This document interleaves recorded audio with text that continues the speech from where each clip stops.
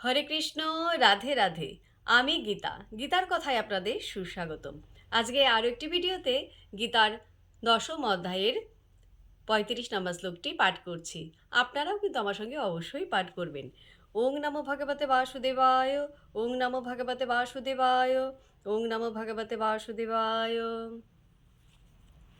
বৃহৎসাম তথা সাম্নাম গায়ত্রী ছন্দসাম অহম মাসানাম মার্গশীর্ষ অহম ঋতুনাম কুসুমাকর।